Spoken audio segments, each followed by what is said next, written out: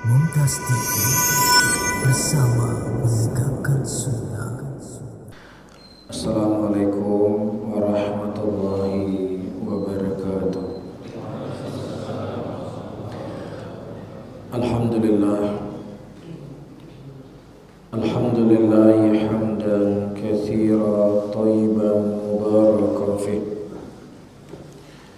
mubarakan alaih kama yuhibbu rabbuna wa yarda. Wa usalli wa usallim ala nabiyina al-karim Muhammadin wa ala alihi wa ashabihi wa man tabi'ahum bi ihsanin ila yaumiddin. Saudara-saudaraku kaum muslimin dan kaum muslimat rahimani wa rahimakumullah, tidak ada satupun yang hadir di malam hari ini pasti pernah melewati hadis yang disampaikan oleh Nabi sallallahu alaihi wasallam, innallaha la yanzuru ila ajsamikum wala suwarikum walakin yanzuru ila qulubikum wa a'malikum. Sesungguhnya Allah Subhanahu wa taala tidak melihat bentuk dan rupa-rupanya kalian, tetapi yang Allah Subhanahu wa taala lihat adalah hati dan amalan kalian. Namun sejauh mana kita bisa memahami hadis ini? Sejauh mana kita lebih fokus untuk menjaga sesuatu yang menjadi perhatian Allah, atau kita sibuk dengan sesuatu yang selalu diperhatikan oleh manusia? Dan kalau kita mengaca dan memperhatikan kondisi keadaan hidup kita hari ini, kita lebih fokus kepada sesuatu yang dilihat oleh manusia. Kita fokus dengan pakaian kita, fokus dengan peci kita, fokus dengan sandal kita, lebih fokus kepada fisik kita. Kalau seandainya ada yang kurang dari fisik kita, kita terkadang gak menunggu besok, malam hari ini kita akan pergi ke dokter. Tapi ketika hati kita yang rusak, sudah berbulan-bulan kita tidak membaca Al-Quran, sudah berbulan-bulan kita tidak sholat malam, tetapi terkadang itu tidak menjadi perhatian kita. Jangankan menjadi bahan perhatian, lewat di pikiran kita pun kadang gak pernah. Kenapa dengan saya? Kenapa dengan hati saya? Kenapa dengan baca Quran saya? Kenapa dengan sholat malam saya? Dan ini semuanya para hadirin dan hadirat yang dimuliakan oleh Allah, karena memang cita-cita kita masih hanya sebatas kehidupan dunia ini. Akhirat itu masih tercatat dalam ayat-ayat Al-Quran, tercatat dalam hadis-hadis Nabi yang mungkin menghiasi dari status media sosial kita. Akhirat lebih kami cintai dibandingkan dunia. Tapi secara kenyataan justru sesuatu yang akan kita tinggalkan di dunia ini menjadi hal yang kita fokuskan dan kita konsenkan. Padahal kalau kita melihat dari syariat Allah Subhanahu wa taala, Allah Subhanahu wa taala sangat peduli dan sangat menghasut seseorang untuk menjaga hatinya. Bahkan Rasulullah sallallahu alaihi wasallam, ayat yang pertama kali Allah Subhanahu wa taala turunkan kepada Rasulnya setelah Iqra bismi rabbikal ladzi khalaq adalah ayat untuk menjaga hati. Ya ayyuhal muddaththir qum fa'anzir wa rabbaka fakabbir wa thiyabaka fatahhir. Disebutkan oleh ulama tafsir, wa tahhir qalbak, sucikan hati engkau.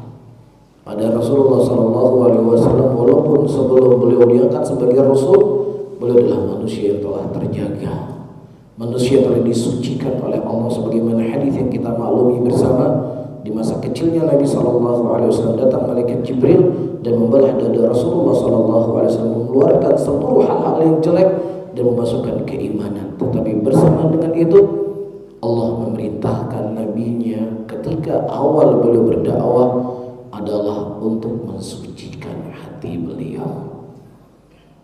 Ya, ini kalau kita mau menjabarkan, banyak jabaran-jabaran yang perlu kita ketahui. Kalau Allah Subhanahu wa taala memerintahkan nabinya ketika awal beliau berdakwah untuk mensucikan hati, yang dakwah itu merupakan salah satu dari ibadah yang dibangun di dalamnya kebaikan yang sangat banyak. Yang kebaikan yang sangat banyak itu tidak akan pernah didapatkan oleh seseorang kecuali kalau dia memiliki hati yang bersih. Karena kepada hati itulah kembali semua niat-niat manusia. Innamal a'malu binniyat. Amalan seseorang itu tergantung kepada niatnya. Ya, jadi ketika hati kita rusak, ketika hati kita tidak terjaga, para hadirin dan hadirat, maka disitulah awal kehancuran dari kebaikan-kebaikan yang kita kumpulkan.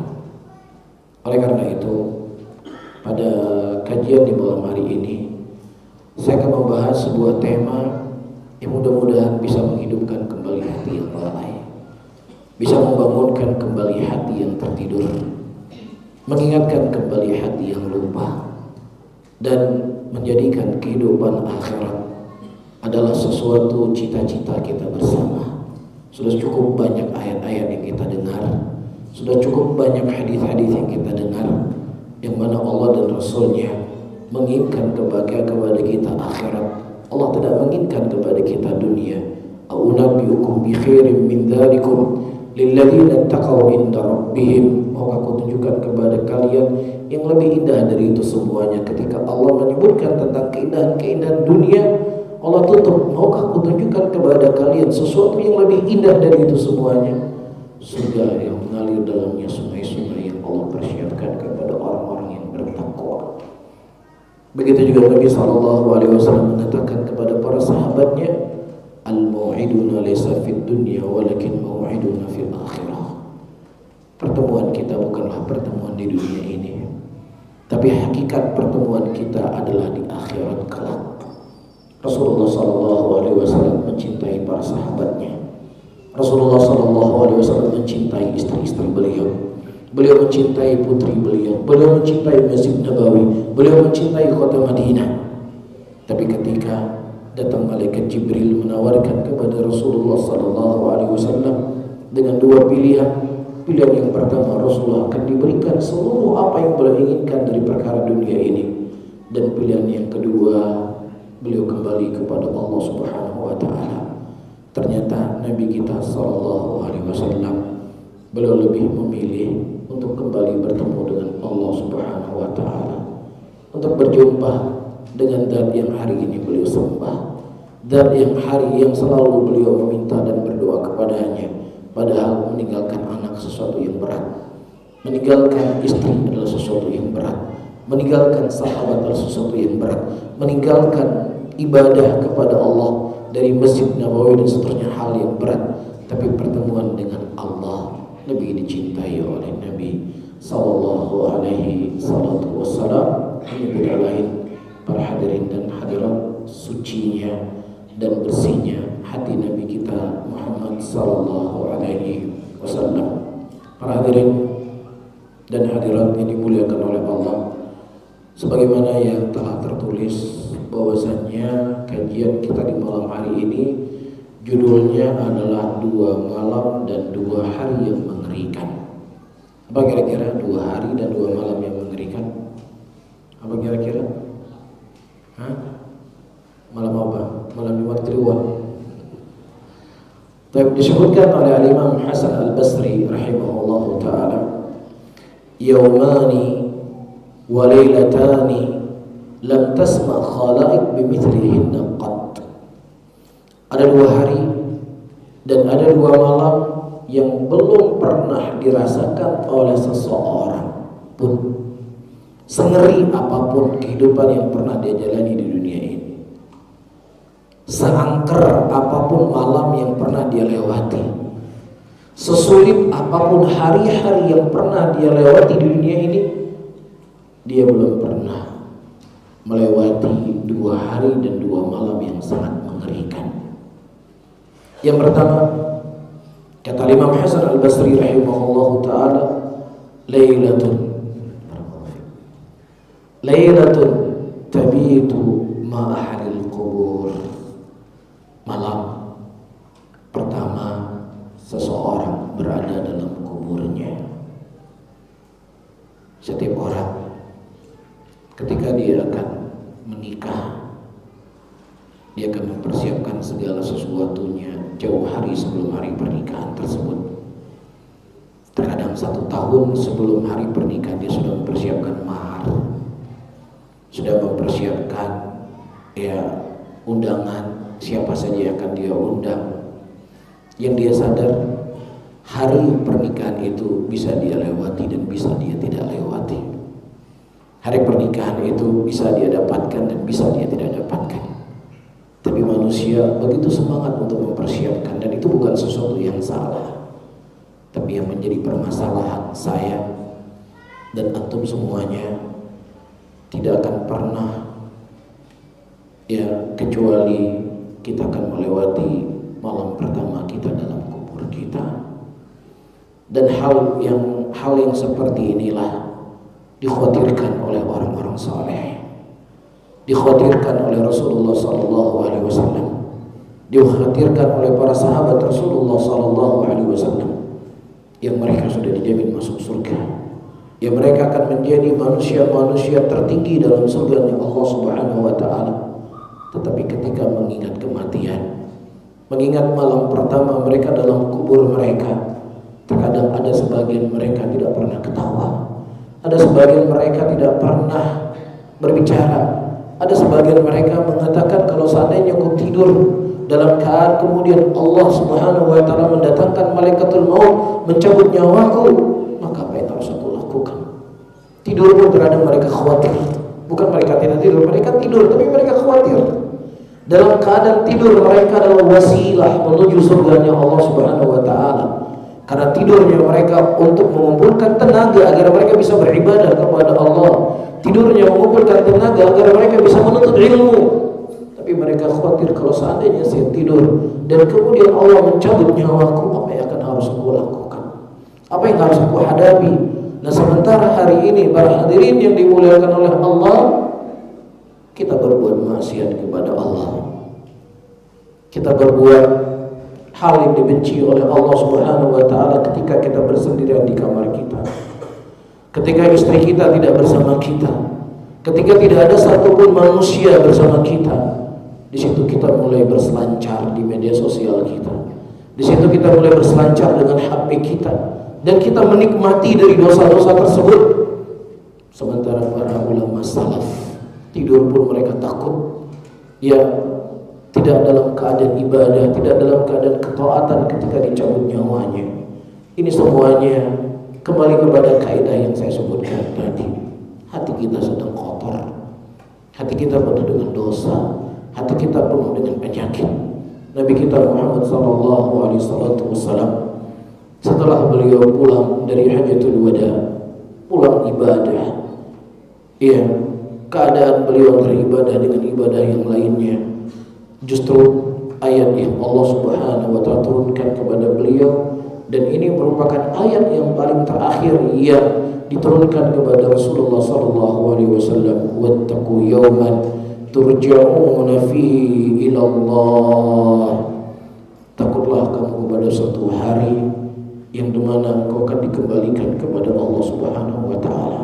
Rasulullah SAW diingatkan oleh Allah, wattaqu yawman turja'una fihi ila Allah. Takutlah engkau Muhammad dengan suatu hari yang engkau akan dikembalikan kepada Allah Subhanahu wa Ta'ala. Makanya Nabi kita SAW ketika beliau sakit, beliau mengatakan, Allahumma rahmni, ya Allah rahmatilah aku ya Allah. Rasul SAW, manusia yang sudah dijamin masuk surga, berdoa kepada Allah, ya Allah rahmati aku ya Allah. Allahumma rahmni, ya Allah rahmati aku ya Allah. Nah, satukanlah aku bersama orang-orang yang tinggi di sisimu ya Allah. Kalau seandainya Nabi SAW memohon ampun, memohon rahmat dari Allah Subhanahu wa Ta'ala, maka bagaimana dengan kondisi kita yang begitu banyak dosa dan banyak maksiat?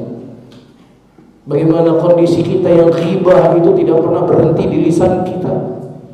Dari mulai kita masih muda sampai janggut kita memutih, sampai rambut kita memutih, sampai tulang kita lemah, kita belum berhenti dari dosa ghibah. Kita belum bertobat dari dosa ghibah. Kita belum bertobat dari dosa suudzon dan yang seterusnya. Kemudian para hadirin yang dimuliakan oleh Allah, diceritakan oleh Imam Ibnu Majah rahimahullah dari Hani Maula Utsman bin Affan radhiyallahu taala anhu, kana Utsman radhiyallahu taala anhu idza waqafa ala qabrin baka hatta yabulla lihiyatuhu. Dari budaknya Utsman bin Affan, beliau menceritakan ketika Utsman bin Affan radhiyallahu taala anhu berdiri di kuburan, kemudian beliau menangis, dan tangisan beliau itu membuat jenggot beliau menjadi basah. Jenggot beliau basah.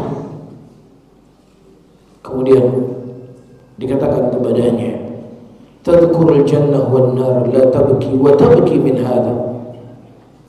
Wahai Utsman, disebutkan surga dan neraka kepadamu, kau tidak menangis seperti kau menangis hari ini. Kenapa wahai Utsman? Qala, perhatikan para hadirin yang dimuliakan oleh Allah, apa yang disebutkan oleh Utsman bin Affan yang Rasulullah SAW mengkhabarkan, Utsman rafiqi fil jannah, Utsman itu sahabatku nanti dalam surga. Ya Rasulullah SAW mengkhabarkan, bagaimana aku tidak malu, yang mana malaikat Jibril itu malu kepadanya.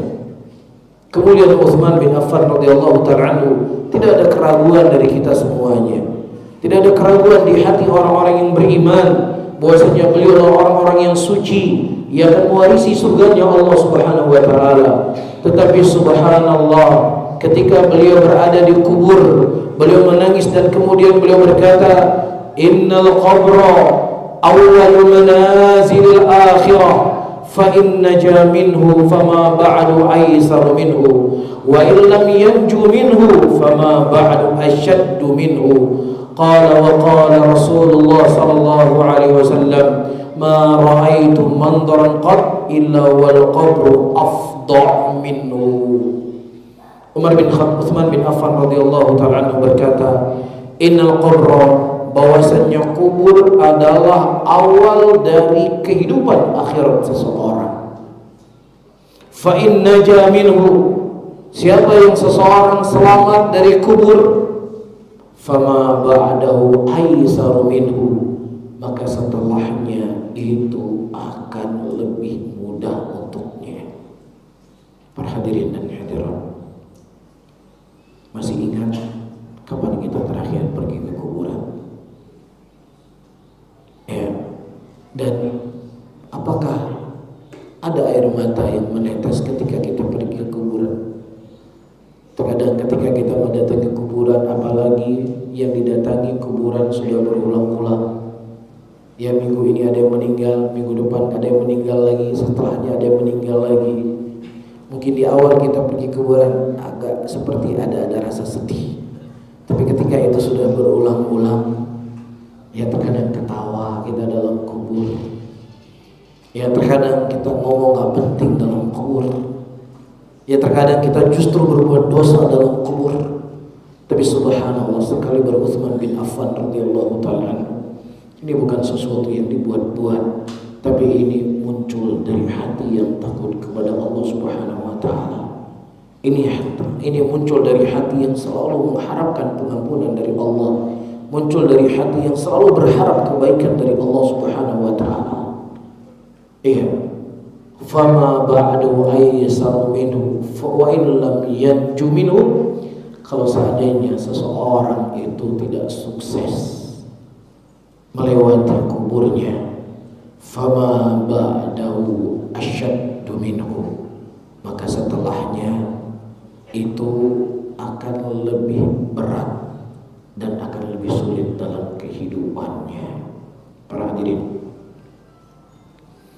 dan hadirat yang dimuliakan oleh Allah, dari perjalanan kehidupan manusia dari alam ruh kemudian berpindah ke alam rahim, dari alam rahim berpindah ke alam dunia, dari alam dunia kita berpindah ke akhirat, dan akhirat dimulai dengan kubur, dan kemudian kita dibangkitkan oleh Allah Subhanahu wa taala.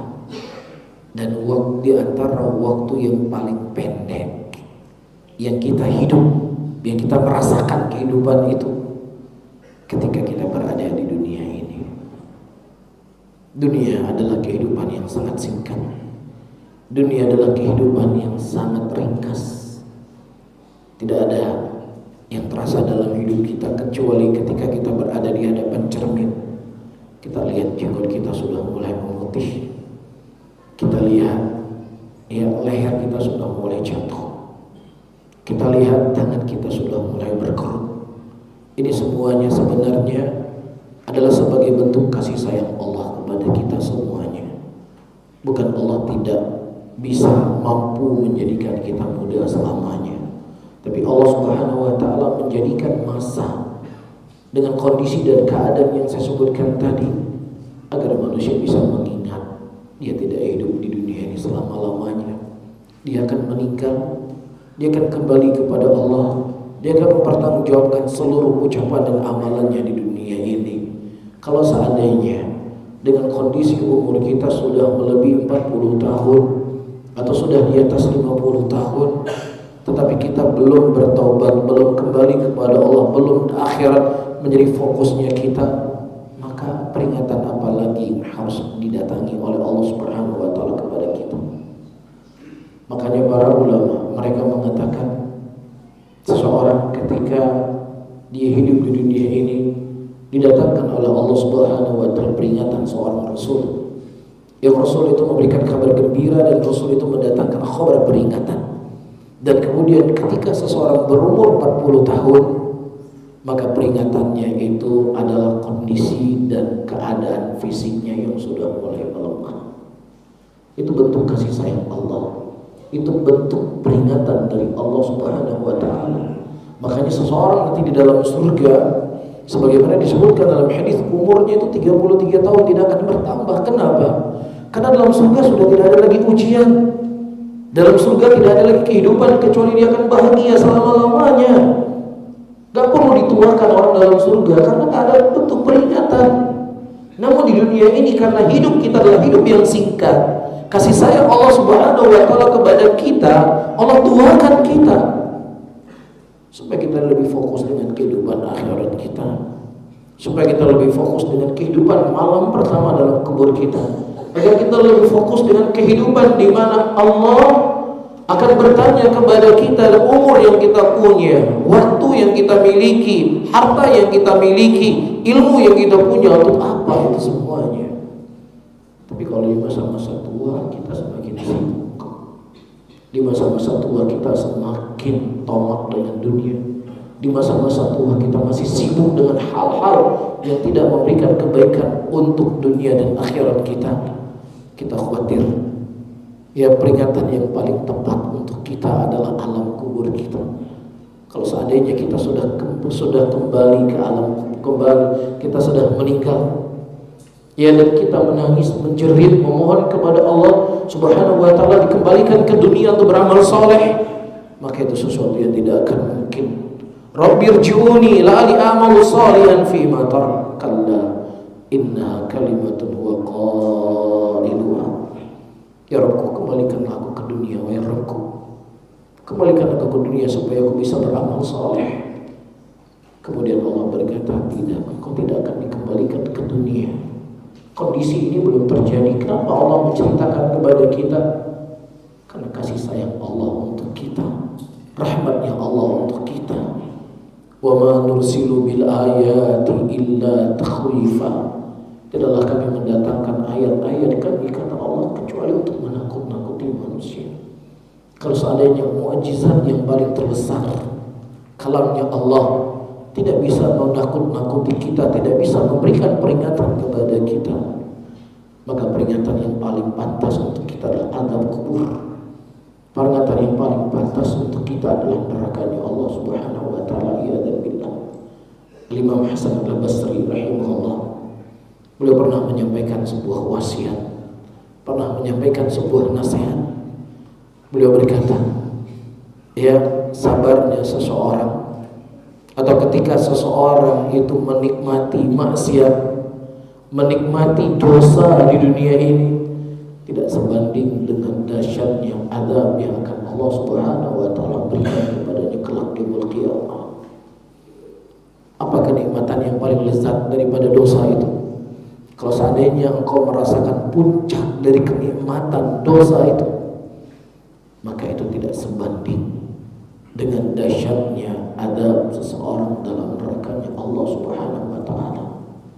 Begitu juga sebesar apapun ujian, sebesar apapun cobaan yang dihadapi oleh seseorang ketika dia tinggal di dunia ini, maka itu juga tidak lebih berat ngerinya keadaan yaumul qiyamah kelak. Rasulullah sallallahu alaihi wasallam menceritakan dalam hadisnya, didatangi kelak di yaumul qiyamah bi an'am ahli dunia, orang yang paling nikmat hidupnya di dunia ini. Tidak ada orang yang lebih nikmat dibandingkan dia.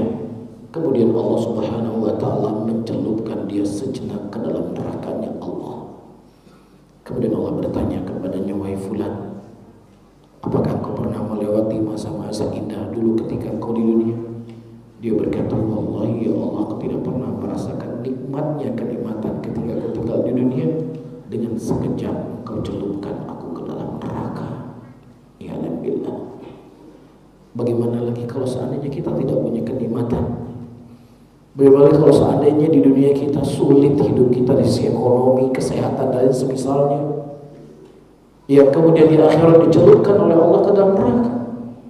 Maka tidak ada pilihan bagi seorang mukmin untuk dia bersabar, tidak bermaksiat kepada Allah, bersabar untuk selalu taat dan patuh kepada Allah, bersabar untuk menerima qada dan takdirnya Allah Subhanahu wa taala. Sampai kapan? Sampai kita mati. Kalau seandainya kita mati malam hari ini, sampai malam ini sudah selesai. Kalau kita mati sampai besok pagi, ya sudah sampai besok pagi selesai. Kalau kita mati bulan depan, ya sudah sampai bulan depan. Gak lama. Ya, tapi kita pernah melihat kuburan yang seseorang meninggal 200 tahun yang lalu, dia masih dalam kuburannya.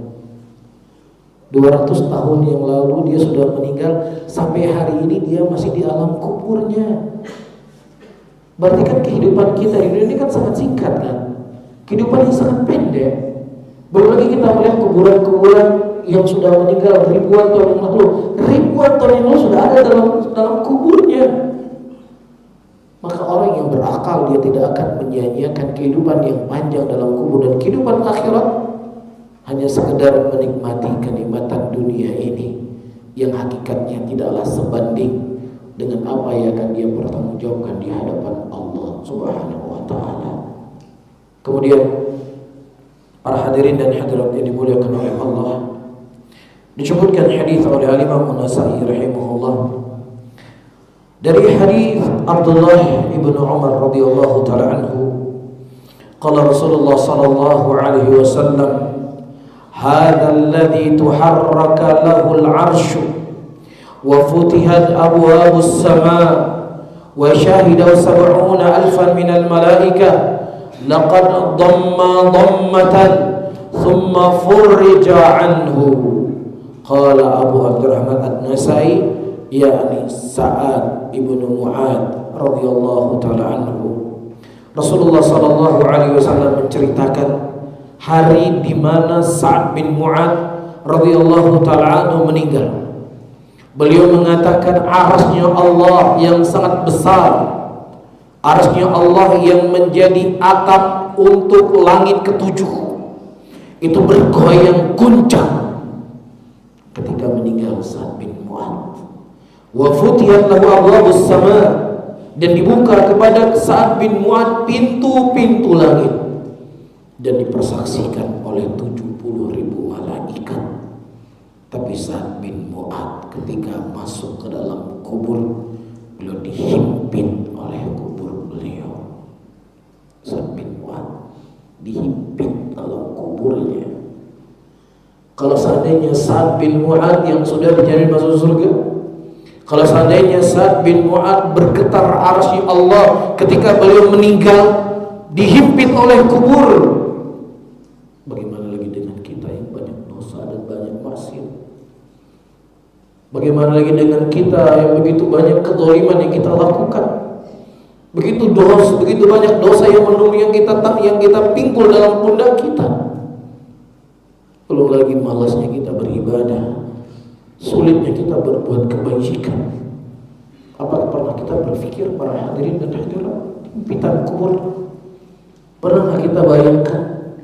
Rasulullah SAW mengkhabarkan kepada kita semuanya agar kita bisa mawas diri, agar kita bisa menjaga diri kita, agar seseorang tidak terlena dengan kehidupan dunia yang sesaat ini. Bahkan Nabi SAW menyebutkan hadis dari Aisyah radhiyallahu ta'ala anha, "Inna lil qabri dhaqatan law naja minha ahlun lanaja min Sa'd bin Mu'adz." Sesungguhnya dalam kubur itu ada himpitan yang kalau seandainya ada orang yang selamat dari himpitan dalam kuburnya, maka Sa'd bin Mu'adz orang yang selamat. Tetapi Sa'd bin Mu'adz beliau tidak selamat dari himpitan kubur. Kapan itu akan kita rasakan, para hadirin? Bisa kita rasakan malam ini, bisa kita rasakan besok siang, bisa kita rasakan minggu depan, bisa kita rasakan bulan depan. Yang jelas hari itu akan kita lewati dalam hidup kita. Berapa banyak orang yang kita baru saja ngobrol dengan dia di malam hari, 1 jam berselang tiba-tiba dikhabarkan dia telah menikah. Ya, berapa banyak teman yang kita ngopi dengannya di malam hari, tiba-tiba pagi sudah diumumkan dia sudah meninggal. Terceritalah di grup-grup WA, si fulan kami baru saja nongkrong, baru saja ngopi, baru saja berangkat kajian. Ingat, malam ini atau besok pagi atau minggu depan ataukah bulan depan orang akan menceritakan tentang saya. Orang akan menceritakan tentang antum semuanya. Si fulan tadi kan saya baru saja duduk sama dia, tapi dia sudah meninggal. Ya, namun yang perlu kita pertanyakan, itu sesuatu yang tidak mungkin kita hindari. Itu sesuatu yang kita nggak mungkin lari. Yang perlu kita tanyakan, apa yang telah kita persiapkan untuk menyambut hari tersebut? Apa yang telah kita persiapkan untuk yang bertemu malam pertama dalam kubur kita? Kemudian para hadirin dan hadirat yang dimuliakan oleh Allah, disebutkan oleh Nabi SAW dari hadis yang dikeluarkan oleh Imam Bukhari dari Anas bin Malik radhiyallahu taala anhu, di mana Rasulullah SAW mengatakan, innal abda idza wudi'a fi qabrihi wa tawalla anhu ashabuhu innahu la yasma'u qar'a ni'alihim ataahu malakani fayuq'idani fayaqulani lahu ma kunta taqulu fi hadha ar-rajul li Muhammadin sallallahu alaihi wasallam fa ammal mu'minu fayaqul ashhadu annahu abdullah wa rasuluh fayaqulu undur ila maq'adika minan nar qad abdalaka Allah bima maq'adan minal jannati fayarahuma jami'an. Yang membuat Utsman bin Affan radhiyallahu ta'ala menangis. Yaitu diantaranya hal-hal yang akan dilewati seseorang ketika dia melewati kuburnya. Ya, ketika dia menjadi malam pertama dalam kuburnya, diantaranya Rasulullah SAW mengatakan, sesungguhnya seorang hamba ketika diletakkan dalam kuburnya, dan kemudian sahabat-sahabatnya semuanya pulang, istrinya pulang, suaminya pulang, anak-anaknya pulang. Yang di dunia dia berkata, wahai suamiku, wahai istriku, aku tidak akan bisa hidup tanpa dirimu. Aku ingin selalu bersamamu. Sulit sepertinya aku berpisah denganmu. Itu hanya sekedar omongan. Itu cuma sekedar pemanis lisan. Buktinya ketika kita meninggal, ya, dia tidak akan tidur bersama kita dalam kubur kita. Dia akan pulang bersama orang-orang yang mengantarkan jenazah. Sedih 1 hari, 2 hari, 3 hari.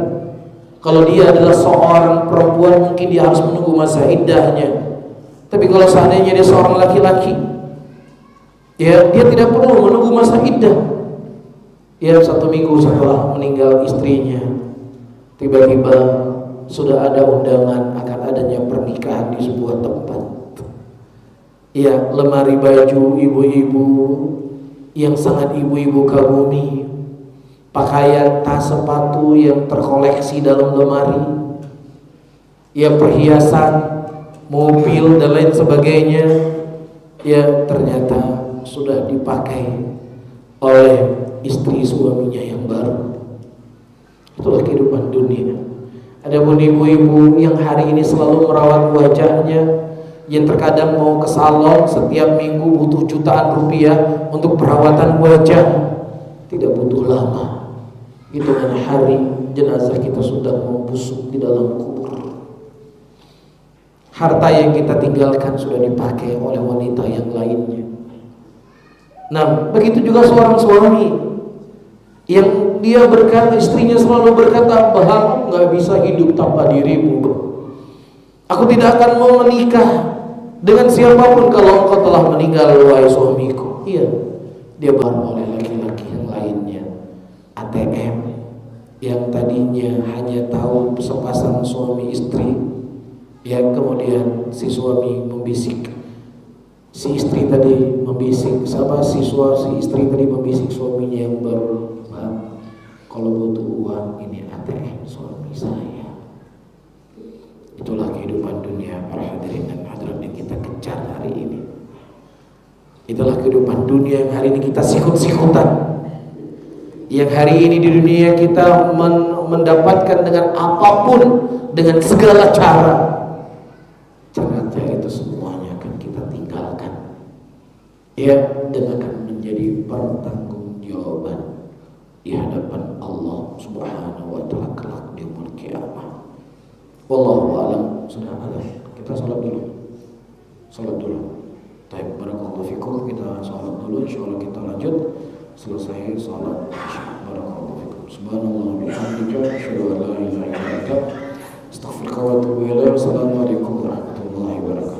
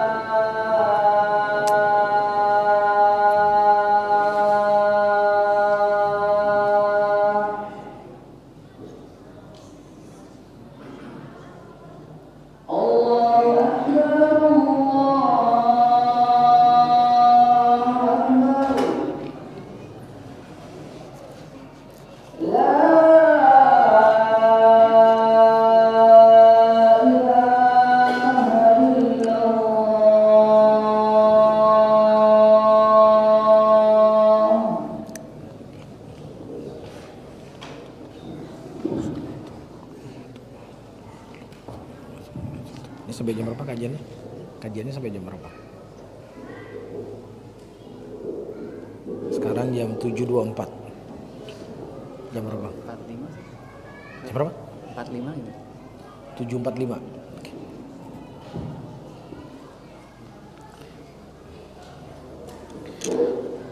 Baik. Kita lanjutkan para hadirin dan hadirat yang dimuliakan oleh Allah. Rasulullah sallallahu alaihi wasallam menceritakan ketika seseorang itu diletakkan dalam kuburnya, dan kubur ini adalah penyebutan al-aghlabiyah, itu kebanyakan kondisi. Bukan berarti ketika seseorang meninggal tenggelam ya, atau dibakar atau jasadnya menghilang ya, berarti dia tidak merasakan alam kubur, tidak.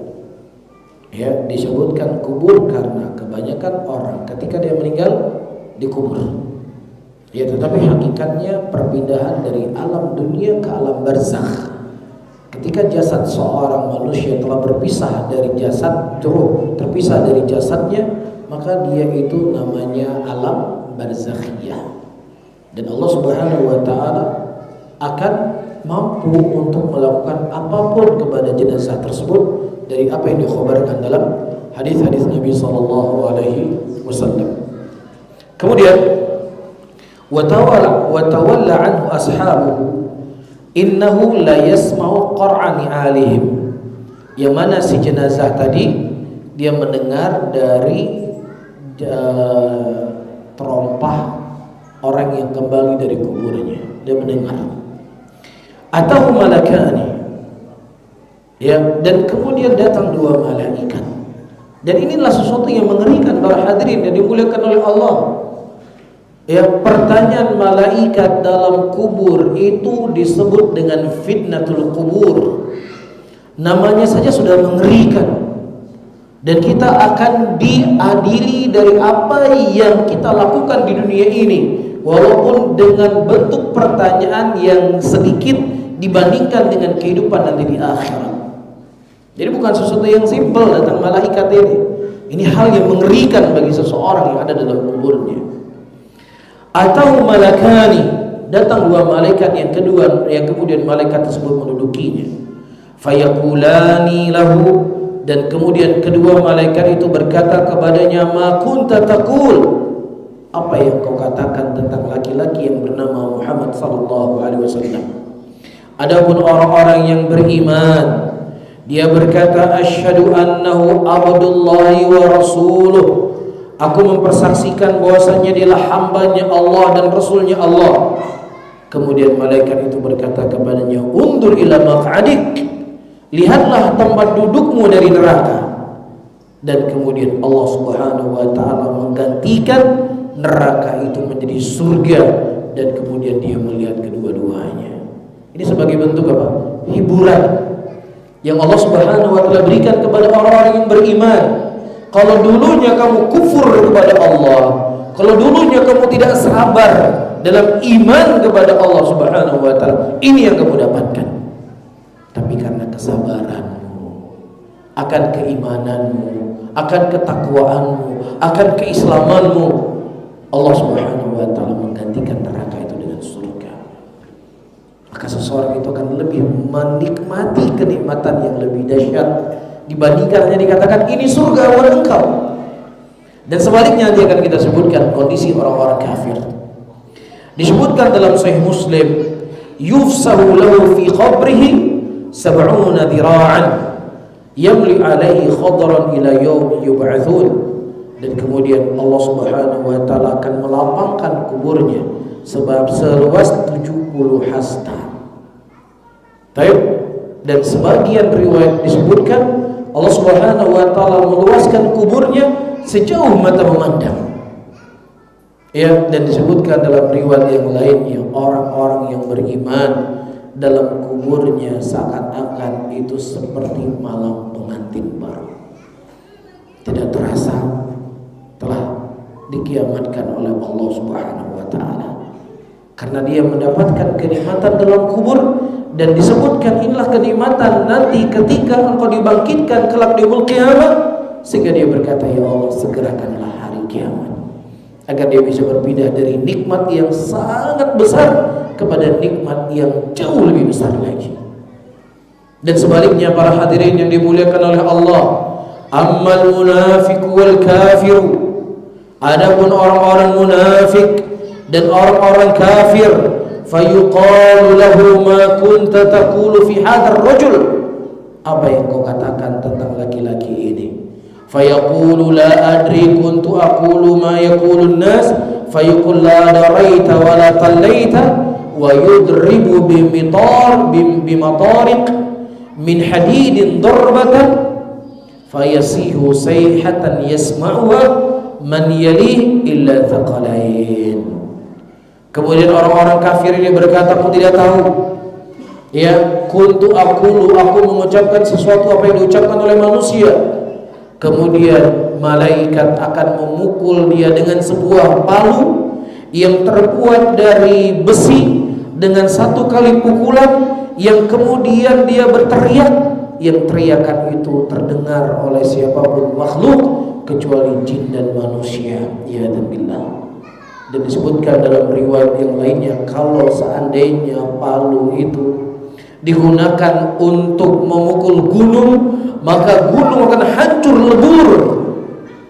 Kalau seandainya Allah Subhanahu wa taala memperdengarkan jeritan orang-orang yang menjerit dalam kubur hari ini, maka tidak ada manusia yang akan hidup di muka bumi ini karena ngerinya jeritan orang-orang yang berteriak dalam kuburnya. Ya dan billah. Para hadirin dan hadirat, jangan pernah terbesit dalam hati kita, saya orang yang beriman, itu kan orang kafir. Ya, itu kan orang munafik, itu kan orang musyrik. Saya ahli tauhid. Ya, belum saatnya kita mengucapkan kalimat yang seperti ini. Kenapa saya katakan belum saatnya kita mengucapkan kalimat seperti ini?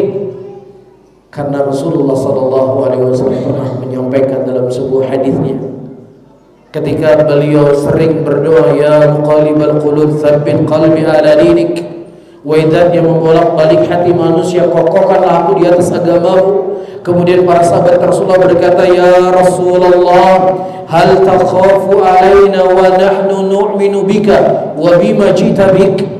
Ya Rasulullah, apakah kau takut kepada kami ya Rasulullah, dalam keadaan kami beriman kepadamu dan beriman dari apa yang kau bawa ya Rasulullah? Kemudian Nabi berkata, iya aku takut, karena hati manusia diantara jari jemari Allah Subhanahu wa ta'ala, yang hari ini dia bisa beriman, besok dia bisa kafir. Hari ini dia bisa menjadi orang yang saleh, besok dia bisa menjadi orang yang toleh. Ya, belum saatnya kita mengucapkan kalimat seperti ini. Ya, sebagaimana ditanyakan kepada Imam Ahmad, wa imam, kapan istirahatnya seorang mukmin? Istirahatnya seorang mukmin ketika dia mampu mengucapkan la ilaha illallah sebelum dia meninggal. Yang kemudian datang malaikat, innal ladzina qalu rabbunallah thumma istaqamu tatanazzalu alaihimul malaikatu alla takhafu wa la tahzanu.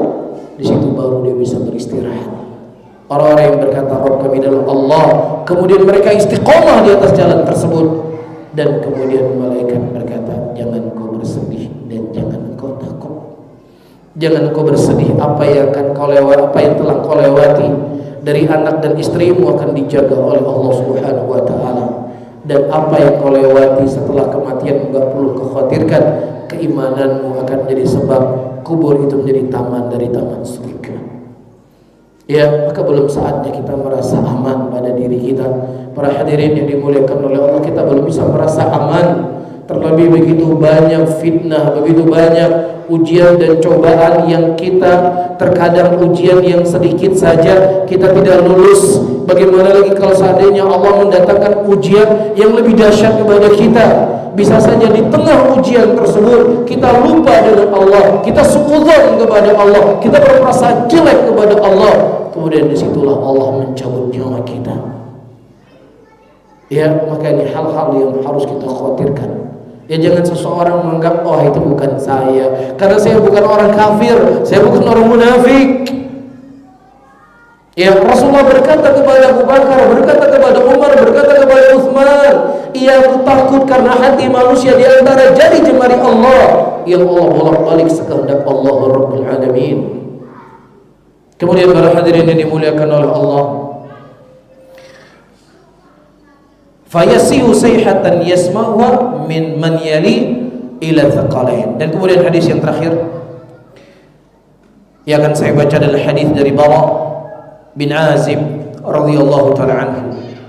Walaupun hadis-hadis ini semuanya sudah pernah kita dengar, ya, namun sebagaimana kita maklumi, ya, bukan hanya sekedar pengetahuan, bukan hanya sekedar tahu, tetapi yang paling terpenting bagaimana ilmu itu bisa meresap ke dalam hati kita, yang kemudian berbuah rasa takut kita kepada Allah, berbuah, ya, rasa khawatir kita akan kondisi dan keadaan kita ketika kita berpindah dari alam dunia ini menuju kepada alam barzakh. Disebutkan dari Bara bin Azib radhiyallahu taala anhu, qala kharajna ma'a Rasulillah sallallahu alaihi wasallam fi janazatin min rajul min ansar fantahaina ila al-qabri wa lamma yulhadu fajalasa Rasulullah sallallahu alaihi wasallam wa jalasna haulahu ka'annahu ala ru'usina at-tayr. Kami keluar bersama Nabi sallallahu alaihi wasallam dalam sebuah jenazah seorang laki-laki dari Ansar, dan kemudian kami berakhir di kuburan. Dan ketika jenazahnya itu walama yulhadu, dilahat. Jadi kalau orang kuburan itu ada yang namanya lahat, ada yang namanya syak. Di kalau lahat itu ini kuburan, maka dia menjulur ke arah kiblat. Ada lubang lagi di samping kuburan, itu namanya lahat. Tapi kalau seandainya dia kuburan, kemudian di bawahnya itu ada lubang untuk ditidurkan si jenazah, itu namanya syak. Ya, dan mana yang lebih afdol, seseorang dikuburkan dalam lahat atau dikuburkan dalam syak? Ya, maka yang afdol di dalam lahat. Tapi kalau seandainya memang tidak memungkinkan tanah kubur itu dibuat lahat, ya sudah, maka dikuburkan di atas syak tadi. Baik. Nah, kemudian Rasulullah SAW duduk, dan kemudian para sahabat Rasulullah SAW duduk bersama Rasulullah. Syahid ingin saya sampaikan, ka'annama ala ru'usina tayr. Ketika mereka duduk, seakan-akan ada burung di kepala mereka. Dalam arti kata, mereka tidak bergoyang sama sekali. Mereka mendengar, ia memperhatikan apa yang disampaikan oleh Nabi SAW, karena ketakutan dan kekhawatiran mereka akan kondisi dan keadaan ketika mereka berpindah ke alam barzakh. Qala Amr bin Thabit wa qa'a wa lam yakul Abu Awana fa ja'ala yarfa' basaruhu wa yanzuru ila sama wa yakhfat basaruhu wa yanzuru ila al-ard thumma qala a'udzu billahi min adzabil qabri qalaha miraran. Disebutkan Nabi SAW mulai melihat ke atas, dan kemudian beliau melihat ke tanah, dan kemudian beliau berkata, a'udzubillah, aku meminta perlindungan kepada Allah dari azab kubur. Dan Nabi SAW mengucapkan kalimat itu bukan sekali, tapi Rasulullah mengucapkan berulang-ulang kali. Rasul Muhammad SAW, pemimpin manusia di dalam surganya Allah, tapi berdoa, a'udzu billahi min adzabil qabri, aku berlindung kepada Engkau ya Allah dari azab kubur. Qala innal abdal mu'min idza kana fi iqbal min al-akhirah wa inqita'a min ad-dunya ja'a malakan fajalasa inda ra'si fayaqul ukhruji ayyatuha an-nafsu at-tayyibah ila maghfiratin min Allah wa ridwan fatakhruju nafsu fatasilu kama yasilu qatr siqa wa tanzilu malaikatu minal jannati bayda al-wujuh ka'anna wujuhahum syamsu ma'hum akfanun min akfanil jannah wa hanutun min hunutiha fayajlisuna minhu muddal basar. Rasulullah SAW menyebutkan, sesungguhnya seorang hamba yang beriman ketika mereka berpindah dari alam dunia ke alam akhirat. Kemudian terputuslah mereka dari semua kenikmatan di dunia ini. Kemudian datang kepadanya malaikat, dan malaikat itu duduk di sisi kepalanya. Dan disebutkan dalam hadis ya, atau disebutkan di sini nanti, jenazahnya itu akan duduk. Ya, jenazah yang ditidurkan tadi oleh keluarganya itu dia akan duduk. Nah, kalau kita pasang CCTV, tetap si jenazahnya seperti kondisi kita letakkan, dia tidak akan duduk. Tetapi disinilah bentuk keimanan yang harus kita imani dari khabar yang dikhabarkan oleh Nabi Muhammad sallallahu alaihi wasallam. Kemudian malaikat itu berkata, "Ukhruji." Keluarlah engkau wahai jiwa yang baik kepada pengampunan dari Allah Subhanahu wa taala dan ridhonya. Kemudian keluarlah ruh tadi dari jasadnya. Dan sedikit faedah di sini para hadirin. Nabi kita Muhammad sallallahu alaihi wasallam ketika beliau meninggal, itu beliau sakit dari hari Kamis dan kemudian beliau meninggal sampai hari Senin. Ya, dan Nabi sallallahu alaihi wasallam merasakan kesakitan ketika beliau dalam keadaan sakratul maut. Sampai-sampai Aisyah radhiyallahu taala berkata, "Aku tidak pernah merasa cemburu melihat orang mati dalam keadaan tenang, mati dalam keadaan tersenyumkah namanya, ya ketika aku melihat bagaimana sakitnya Rasulullah sallallahu alaihi wasallam ketika dicabut nyawa oleh malaikatul maut." Itu kata Aisyah radhiyallahu taala. Terkadang sebagian orang, hadirin dan hadirat yang dimuliakan oleh Allah, ini dijadikan sebagai patokan. Lihat nih, matinya dalam keadaan tertawa. Lihat nih, matinya dalam keadaan senyum. Ya, padahal menurut kamu dia ini adalah pelaku bid'ah. Menurut kamu dia adalah seorang hizbi. Menurut kamu dia ini orang yang menyimpang. Lihat matinya tersenyum. Kan ada orang terkadang dijadikan sebagai patokan. Maka kita menjawab, pertama, siapa saja seorang muslim yang meninggal, siapa saja, selama dia mengucapkan asyhadu an la ilaha illallah wa asyhadu anna muhammadar rasulullah, kita bahagia kalau dia bisa mati dalam keadaan tenang. Kita bahagia dan kita berharap agar Allah mengampuni dosanya, mengangkat derajatnya, dan mengumpulkan dia bersama para nabi dan rasul dalam surganya Allah Subhanahu wa taala. Kecuali orang kafir, kita nggak boleh minta pengampunan. Tapi seorang muslim yang tadinya di dunia dia misalnya menjadi lawan kita, tapi kalau dia muslim tetap kita berharap kebaikan untuk dirinya. Jelas di sini? Ketika dia masih hidup dan kemudian dia menyimpang, kita ingatkan dia di masa hidupnya, tinggalkan ini, jangan seperti ini. Inilah hal yang dibenci oleh Allah. Ini menyimpang dari jalannya Rasulullah SAW. Ini menyimpang dari jalan salaf. Tinggalkan ini. Iya, ini kita sampaikan. Tapi ketika dia mati, ya kita berharap agar dia diampuni oleh Allah Subhanahu wa taala. Kan gitu. Jelas ya? Nah, kecuali ahli bidah yang memang dia menyeru kepada kebidahannya dan seterusnya. Adapun awam dari kalangan muslimin yang terkadang tertipu dengan bidah dan lain sebagainya, kan lain-lain permasalahan. Kemudian yang ketiga, senyumnya dia tidaklah menjadi benar. Apa yang selama ini dia lakukan gak bisa dijadikan benar, karena Allah Subhanahu wa taala menurunkan kebenaran itu Al-Quran dan Sunnah. Ya, tidak pernah Rasulullah mengatakan kalau seandainya engkau melihat seseorang itu berada di atas kebenaran, lihatlah matinya senyum atau nangis. Kan gak ada. Kebenaran itu dalam Al-Quran dan Sunnah. Walaupun orang yang di dunianya dia berpegang teguh di atas Quran dan Sunnah, tapi ketika meninggal dia kesakitan, bukan berarti apa yang diajarkan selama ini salah. Nabi SAW sakit ketika beliau meninggal. Sampai-sampai Aisyah, apa kata Aisyah tadi? Aku tidak pernah merasa cemburu melihat orang mati dalam keadaan tenang setelah aku melihat bagaimana sakitnya Rasulullah SAW dicabut nyawanya. Jelas ya? Nah, disinilah para hadirin dan hadirat mengajarkan kepada kita, agama ini bukan dengan perasaan, agama ini dengan dalil. Ya, karena memang orang-orang yang menggunakan perasaan itu tadi timbangannya mimpi, perasaan, Ya orang mati kadang senyum. Nih lihat ini orang mati dia nih. Kamu tuduh dia teroris kan? Mati dia dalam keadaan ketawa. Apa yang dia lihat ini? Lihat bidadari. Kita bersyukur nggak kalau dia bisa betul-betul lihat bidadari? Kita bersyukur karena dia seorang muslim. Tapi bukan berarti perbuatannya menjadi benar ketika dia buat bom bunuh diri. Ya mungkin dia bertobat sebelum dia meninggal dan Allah terima taubatnya.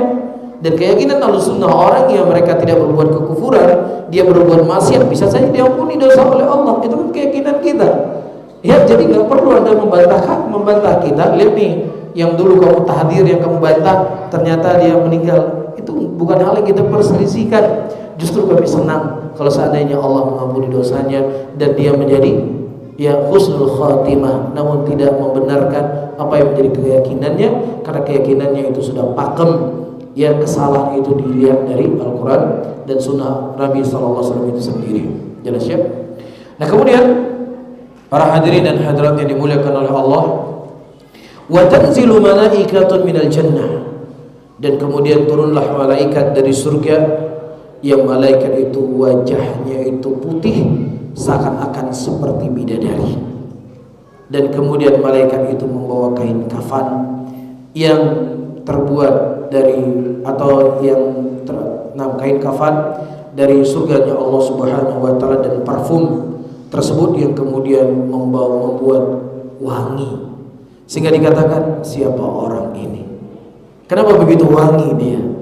Kemudian dikatakan dialah orang yang dulunya mereka beriman kepada Allah Subhanahu wa taala. Dan seterusnya dari hadis yang disebutkan orang-orang kafir yang kemudian dicabut nyawanya dan kemudian keluar bau busuk dari badannya, dan kemudian ditanyakan siapa si fulan ini. Adalah orang-orang yang dia dikenal dulu di dunia dari dosa dan maksiatnya, dan kemudian dia dikembalikan jasadnya, ruhnya ke dalam jasadnya, dan kemudian disitulah dia diadab ya oleh malaikatul maut di dalam kuburnya. Iya dan billah.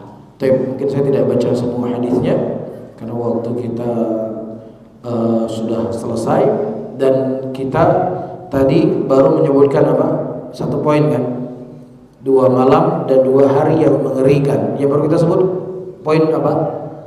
Poin yang pertama. Apa poin yang pertama? Malam pertama dalam kubur. Walam tabit qablaha lailatun, dan dia tidak pernah tidur seperti malam tidurnya dia, atau dia tidak pernah bermalam seperti bermalamnya dia di dalam kuburnya. Ini pertama. Yang kedua, walailatun sabihatuha yaumal qiyamah, malam yang mana hari besoknya adalah hari kiamat. Ini juga hari yang mengerikan, hari yang tidak pernah dirasakan oleh seseorang sedahsyat apapun ya kengerian ketika dia hidup di dunia ini. Ya, dia nggak pernah merasakan ngeri. Atau pernah apa kondisi yang paling membuat antum ngeri dalam hidup? Ketika berkendaraan nggak pakai helm dipanggil polisi, ya. Ada yang lebih ngeri nggak dari itu? Ada. Saya tadi pergi ke Tulang Bawang. Kebetulan tadi ada seorang ya dia pergi ke Aceh sama keluarganya. Zaman dom, zaman dom. Zaman tahu dong ya, daerah operasi militer. Nah, dia tinggal di transmigrasi di sebuah daerah ya yang namanya orang Gam dulu. Mereka kan memerangi orang-orang Jawa. Ya, karena orang Jawa menurut mereka orang Jawa ini penjajah. Di para transmigrasi itu kira-kira dia dilihat ini, wah ini mata-mata, dikumpulin, dia ibunya, bapaknya, semua adik-adiknya dikumpulin, di koko apa, diarahkan AK-47 di depan. Ngeri nggak kira-kira? Antum pernah ngelewati nggak seperti ini? Pernah? AK-47. Iya. Nah, ngeri-ngerinya kondisi ya hidupnya kita di dunia ini lebih parah dari yang kita ceritakan tadi kalau ada. Maka itu tidak sebanding dengan ngerinya malam hari ini ya adalah malam terakhir kehidupan di dunia. Namun para hadirin, yang uniknya ada Ucapan sebagian sahabat Rasulullah sallallahu alaihi wasallam, mereka berkata, kalau seandainya besok kiamat dan dia belum menikah, maka malam ini pun aku harus menikah. Ya, jangan sampai nanti aku bertemu dengan Allah dalam keadaan aku membujang. Kalau besok kiamat tetap aku akan nikah malam ini.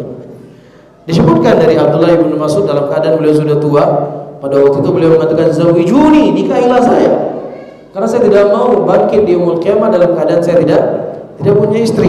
Jadi kalaupun kiamat, dahsyatnya kiamat, tetap nikah malam ini, kalaupun besok tekannya kiamat. Ternukilkan dari sebagian sahabat Rasulullah sallallahu alaihi wasallam. Kemudian malamnya sudah. Adapun harinya, wa yaumun ya'tikal bashir min Allah taala imma ilal jannah aw ilan nar. Datang utusan Allah Subhanahu wa taala pemberi khabar. Apakah dia memberikan khabar kepadamu sebagai penghuni surga, ataukah dia memberikan khabar kepadamu sebagai penghuni neraka? Kita sudah sering melewati masa-masa hidup kita di dunia ini, melamar seorang wanita yang ingin kita nikahkan, wanita yang kita idam-idamkan. Besok si ibu atau si ayahnya akan menginformasikan lamaran kita diterima ataukah tidak diterima. Itu mungkin malam harinya kita sudah nggak bisa tidur. Ya, makanan selezat apapun sudah tawar rasanya. Karena besok hari penentuan. Kita sudah galau, apakah lamar kerja atau apapun yang itu kita lewati dalam hidup kita. Kan seperti itu. Ya, apalagi kondisi seseorang akan didatangi pemberi khabar. Apakah dia dikhabarkan sebagai penghuni surga ataukah hari penghuni neraka? Makanya hari-hari yang menyedihkan, hari-hari yang menakutkan, hari-hari yang berdebar buat kehidupan seorang manusia kelak di yaumul qiyamah. Dan hari yang terakhir, kata Imam Hasan Al-Basri, wa yaum, hari di mana engkau diberikan catatan amalan, imma biyaminik wa imma bishimalik. Apakah catatan amalan itu engkau terima melalui tangan kananmu, ataukah engkau terima melalui tangan kirimu? Karena itu sangat berpengaruh kondisi dan keadaan engkau setelah menerima catatan amalan tersebut. Nas'alullah salamatu wal afiyah. Kita berdoa dan memohon kepada Allah Subhanahu wa taala agar Allah selalu memberikan taufik dan memberikan hidayah kepada kita dan memberikan kepada kita keistiqomahan sampai kita bertemu dengannya dan ditanamkan kelezatan iman, kelezatan ibadah kepada Allah Subhanahu wa taala. Nah, amin ya rabbal alamin. Mungkin ini yang bisa saya sampaikan. Mudah-mudahan bermanfaat buat saya sendiri dan juga kepada hadirin dan hadirat semuanya.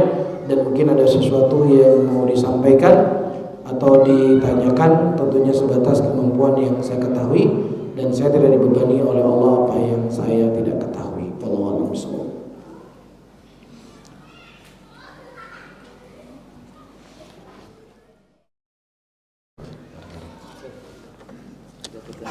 Ibu-ibu untuk salat jamaah ini kan terpisah.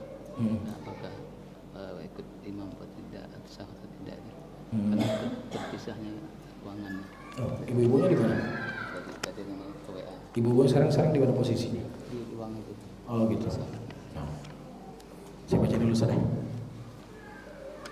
Assalamualaikum Waalaikumsalam warahmatullahi wabarakatuh. Afan Ustaz izin bertanya, bagaimana caranya ketika kita ibadah seolah-olah kita merasakan nikmatnya suatu makanan yang lezat sehingga kita merasakan kurang dan ingin terus menambah. Tapi para hadirin dan hadirat, para ulama ketika mereka membahas tentang hati, mereka mengatakan hati itu ibarat jasad. Hati itu ibarat jasad. Jasad ketika dia sehat, maka dia akan bisa merasakan selezat apapun makanan, dari asinnya, dari pedasnya, dari manisnya. Tapi ketika jasad seseorang itu sakit, selezat apapun makanan dihidangkan kepadanya, maka itu tidak akan berasa lezat padanya. akan tawar, semuanya bahkan pahit. Dan begitulah hati seorang manusia. Ketika hatinya bersih, maka hati itu akan lebih dekat kepada hal-hal yang bersih. Dengan qiraatul Quran, dengan zikrullah, dengan sholat, dengan ibadah kepada Allah Subhanahu wa ta'ala. Ya, makanya orang yang paling bahagia di muka bumi ini adalah orang yang merasakan bagaimana lezatnya ibadah kepada Allah. Rasulullah SAW mengatakan, "Dzaka ta'mul iman, man radiya billahi rabba wa bi Muhammadin nabiyya." Nah, itu adalah rasa manisnya iman. Kapan seseorang merasakan manisnya iman? Ketika dia ridho Allah sebagai Tuhannya, Nabi Muhammad sebagai nabinya, dan Islam sebagai agamanya. Dan itu telah direalisasikan oleh Nabi kita Muhammad SAW. Tidak ada sesuatu yang paling indah dalam kehidupan Nabi kecuali ketika dekat dengan Allah Subhanahu wa ta'ala, sebagaimana hadis yang cukup populer para hadirin dan hadirat yang dimuliakan oleh Allah. Ketika Nabi salat malam dan kaki beliau bengkak, dan diingatkan oleh istri-istri beliau, "Ya Rasulullah, kenapa kau tidak istirahat sejenak ya Rasulullah? Bukankah Allah telah mengampuni dosamu terdahulu dan dosamu yang akan datang ya Rasulullah?" Kemudian Nabi berkata, "Tidakkah boleh diriku menjadi hamba yang bersyukur kepada Allah Subhanahu wa ta'ala?" Ya, dan juga ternukilkan dari Syekhul Islam Ibnu Taimiyah rahimahullah, ya, ketika beliau berkata, "Ma fa'ala a'da'u bi fa inna jannati fi qalbi." Apa yang dilakukan oleh musuh-musuhku kepadaku, sementara mereka tidak sadar kalau seandainya surgaku berada dalam hatiku, yang itu akan kubawa kemana saja aku pergi. Kalau seandainya mereka memenjarakan aku, maka saatnya aku bersendirian bermunajat dengan Allah Subhanahu wa ta'ala. Kalau mereka mengusirku, maka aku akan mengajak manusia beribadah kepada Allah dari tempat yang aku diusir. Dan kalau seandainya mereka membunuhku, maka aku berharap Allah memberikan syahadah untukku dari kematian tersebut. Begitulah keadaan orang-orang yang beriman. Nah, bagaimana cara kita menghasilkan ini semuanya? Pertama, para hadirin dan hadirat, kita harus lebih mengenal zat yang kita ibadahi. Kalau kita tidak mengenal zat yang kita ibadahi, maka kita tidak akan merasakan manisnya iman dan manisnya lezatnya ibadah kepada Allah. Rasulullah SAW menyebutkan dalam hadisnya, "Ana a'lamukum billahi wa atqakum." Saya adalah orang yang paling mengenal Allah di antara kalian semuanya, sehingga saya adalah orang yang paling bertakwa kepada Allah. Bagaimana cara kita mengenal Allah? Tentunya mengenal Allah dengan cara menuntut ilmu agama, mempelajari Al-Quran, mempelajari sunnah Nabi Muhammad SAW. Kemudian yang kedua, para hadirin dan hadirat yang dimuliakan oleh Allah, kita menjauhi dosa dan menjauhi maksiat. Karena dosa dan maksiat itu akan menghalangi kita akan lezatnya ibadah kepada Allah Subhanahu wa ta'ala. Innamal mu'minuna alladzi idza dzukirallahu wajilat qulubuhum wa idza tuliyat 'alaihim ayatuhu zadatuhum imana. Hanya saja orang-orang yang beriman ketika mereka diingatkan Allah, maka bergetar hati-hati mereka. Dan ketika dibacakan kepada mereka ayat-ayat Allah, maka bertambahlah iman mereka kepada Allah. Apa amalan mereka lakukan? Amalan yang mereka lakukan adalah ketaatan. Nah, sebaliknya ketika seseorang melakukan maksiat, maka Al-Quran yang itu sesuatu yang paling lezat tidak dianggap lezat oleh dirinya. Ruku dan sujud kepada Allah adalah sesuatu yang paling menyenangkan bagi orang-orang yang beriman, maka itu juga tidak menjadi sesuatu penghibur dalam hatinya. Karena apa? Dosa dan maksiat yang telah ternodai dalam hatinya tadi. Makanya Al-Imam Syafi'i rahimahullah, beliau pernah mengadu kepada gurunya, "Syakautu liwaqi li su'i hifdhi." Aku mengadu kepada Waqi akan jeleknya hafalanku, dan kemudian aku diberikan nasihat agar meninggalkan maksiat, karena ilmu itu adalah cahaya, dan cahaya Allah tidak diberikan kepada orang-orang yang bermaksiat kepadanya. Maka siapa yang seseorang ingin merasakan indahnya ibadah, maka jauhi dosa dan jauhi maksiat. Kemudian yang ketiga, para hadirin dan hadirat, keikhlasan. Tumbuhkanlah keikhlasan. Ibadah yang kita lakukan untuk Allah Subhanahu wa ta'ala. Karena kalau seandainya kita menodai ibadah kita ya dengan riya, dengan sum'ah dan lain sebagainya, dan inilah dosa yang tersembunyi. Sama saja seperti kita berbuat dosa yang sifatnya nampak. Orang berzina, orang minum khamar dan lain sebagainya, dosa atau tidak? Dosa. Dosa-dosa yang tersembunyi ini sama efeknya seperti dosa-dosa yang kita sebutkan tadi, bahkan lebih dahsyat. Jelas? Di sini kita harus tanamkan keikhlasan. Ada seseorang, ya dia sholat Allahu Akbar, sholat di malam hari. Karena lelah, karena capek, ya mungkin dia niatnya sholatnya pendek saja malam ini. Tiba-tiba ketika keheningan malam, terdengar suara pintu toilet terbuka, krek. Wah, istrinya bangun. Padahal istrinya tidak tahu kalau seandainya suaminya sedang sholat, dia cuma ke toilet kemudian tidur, terlelap sudah. Tapi suaminya tadi mulai hatinya mulai bermain.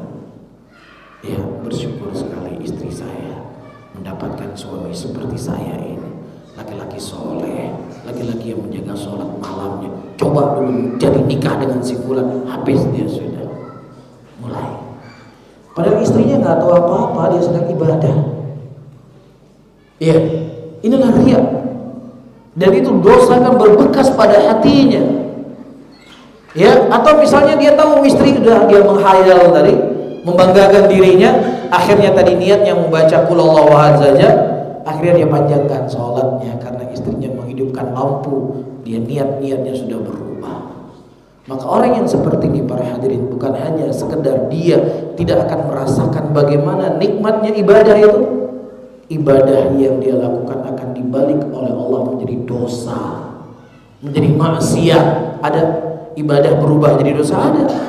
Dalam sebuah hadis Rasulullah mengatakan orang yang pertama kali diseret nanti di yaumul qiyamah adalah hafidul Quran, ya, qari'ul Quran, orang-orang yang berinfak, orang-orang yang mereka berperang. Ini semua adalah amalan kebajikan.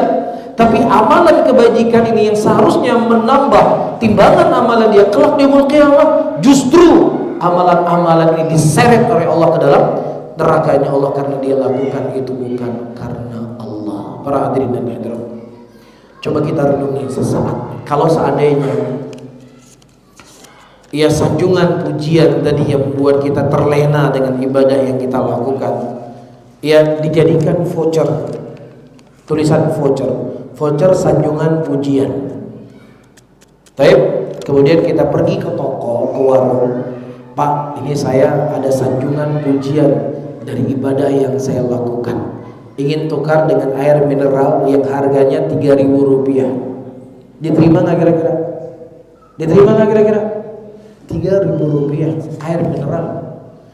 Bapak dan ibu-ibu yang dimuliakan oleh Allah, kalau seandainya jadi voucher nggak mau ditukar dengan kertas tadi. Berarti apa kesimpulannya? Orang yang beribadah dengan riya adalah orang yang paling dungu di muka bumi ini. Karena dia buat sesuatu yang gak ada manfaatnya sama sekali, tapi hilang amalannya, dan di yaumul qiyamah dia akan diganti kekalahan itu menjadi dosa dan menjadi maksiat. Sehingga perbanyak berdoa kepada Allah agar kita diberikan keikhlasan. Karena dengan ikhlas itulah seseorang akan merasakan bagaimana lezatnya beribadah kepada Allah. Kemudian yang keempat, para hadirin dan hadirat, ibadah itu harus istimrar, harus terus menerus. Tapi kalau seandainya orang hari ini dia sholat malam lagi 3 bulan lagi, dia nggak akan merasakan bagaimana lezatnya sholat malam. Ya, hari ini baca Quran, nanti 2 bulan lagi baru baca Quran, dia tidak akan merasakan bagaimana lezatnya membaca Quran. Antum ingat, ya di bulan Ramadan, ya antum di awal Ramadan sholat malam, ya melewati 10 malam, tidak ada yang absen dari sholat malamnya. Masuk 10 terakhir, 10 kedua antum juga tidak lupa sholat malamnya. Puncak ketika 10 akhir bulan Ramadan, ketika malam-malam ganjil bulan Ramadan, antum bisa merasakan bagaimana kenikmatan hidupnya antum. Iya, sholat malam jam 12 malam, berjalan puluhan kilo, sengaja cari masjid yang baca Qurannya 1 juz 1 malam, cari, pergi dia malam hari. Kenapa? Karena dia telah merasakan bagaimana nikmatnya ibadah tadi. Iya, kalau seandainya dia tertidur dalam satu malam, terluput darinya 2 rakaat, seakan-akan dia berbuat dosa, seakan-akan telah hilang darinya separuh dari kebaikan yang sangat banyak. Tapi subhanallah, berlalunya bulan Ramadan, ya kemudian dia berkata sholat malam itu kan gak wajib, jangan terlalu tasyaddud, jangan terlalu berlebihan, jangan terlalu kaku. Itu yang sunnah-sunnah, jangan kamu anggap itu kewajiban. Betul, kamu di bulan Ramadan juga gak menganggap sholat malam itu kewajiban, tapi kamu gak pernah meninggalkannya. Kenapa? Karena kamu telah merasakan indahnya ya sholat ruku kepada Allah, karena kita lakukan secara istimrar. Jelas?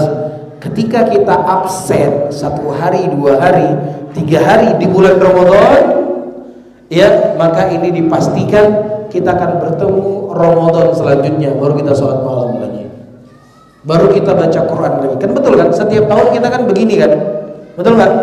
Padahal lagi puncak-puncaknya ini. Jadi ibaratnya kita sedang membangun sebuah istana, kemudian istana itu kita robohkan sendiri. Ya, maka para hadirin dan hadirat, jangan sampai ini berulang terus-menerus. Maka hari raya kedua, hari raya ketiga, ini penentuan akan istiqomah ataukah tidak istiqomahnya kita untuk menghidupkan kembali amalan-amalan di malam Ramadan. Ya, ini 3 hari ini. Kalau 3 hari ini kita berhasil melewati, tetap kita menjaga, mungkin sampai hari ini kita masih menjaga sholat malam kita. Mungkin hari ini kita masih khataman Al-Quran. Tapi kalau kita sempat tinggalkan 3 hari, maka untuk mengulangi kembali itu sesuatu yang sulit. Jadi kita selalu membangun istana, hancurkan, bangun istana, hancurkan, bangun istana, hancurkan. Setiap tahun demikian. Maka mudah-mudahan kalau Allah panjangkan umur kita di tahun ini, jangan berulang kembali.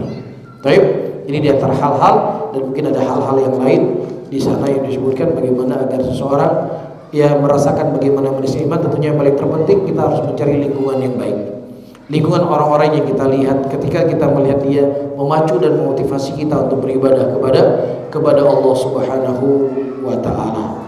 Nah, wallahu a'lam bishawab. Kemudian yang ada yang lain?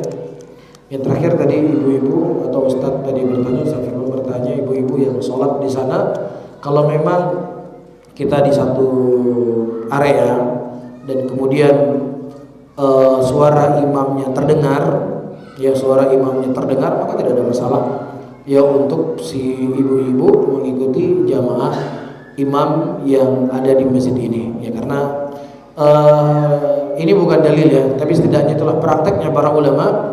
Ya dulu di Mahat kita di Yaman sana, ya laki-lakinya sholat di lantai bawah, itu perempuannya sholatnya di atas lantai 2. Ya di gedung yang sama tapi di lantai 2. Namun terdengar suara